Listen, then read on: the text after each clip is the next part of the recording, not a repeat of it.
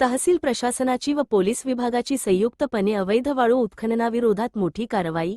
49 लाखांचा मुद्देमाल नष्ट. न्यू पृथ्वीवेश लाईव्ह आवाज जनसामान्यांचा. नमस्कार, मी आहे प्रियंका गोडबोले. पाहूया महसूल विभाग व पोलीस प्रशासनाची अवैध वाळू उत्खननाविरोधात मोठी कारवाई. नांदेड. 3 डिसेंबर. जिल्हाधिकारी राहुल कर्डिले यांच्या सूचनेनुसार व नांदेड पोलीस अधीक्षक श्री अविनाश कुमार आणि उपविभागीय अधिकारी डॉक्टर सचिन खल्लाळ व तहसीलदार संजय वारकड यांच्या मार्गदर्शनाखाली नांदेड तहसील प्रशासनाच्या पथकाने व पोलीस प्रशासनाने पहाटे अवैध वाळू उत्खननाविरोधात मोठी कारवाई केली.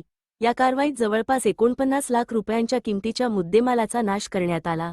तसेच 20 लाख रुपयांच्या किंमतीची 5 इंजिने जप्त करण्यात आली आहेत, जी लिंबगाव पोलीस ठाण्यात सुरक्षित ठेवण्यात आली आहेत. पवित्र गोदावरी नदीच्या परिसरातील विष्णुपुरी व कल्लाळ भागात गस्त घातली असता अवैध वाळू उत्खनन करणाऱ्या बोटी व इंजिनांना पळताना पाहून पथकाने तत्काळ पाठलाग केला. बोरगाव तेलंग परिसरात गोदावरी नदीत 3 बोटी आणि 5 इंजिन जप्त करण्यात आले. मजुरांच्या मदतीने 3 बोटी स्फोट करून नष्ट करण्यात आल्या. तसेच 25 तराफे जागेवरच जाळून नष्ट करण्यात आले. या कारवाईत लिंबगाव पोलीस स्टेशनचे सहाय्यक पोलीस निरीक्षक श्री बोधनकर, पोलीस उपनिरीक्षक श्री सय्यद आणि इतर पोलीस कर्मचारी उपस्थित होते.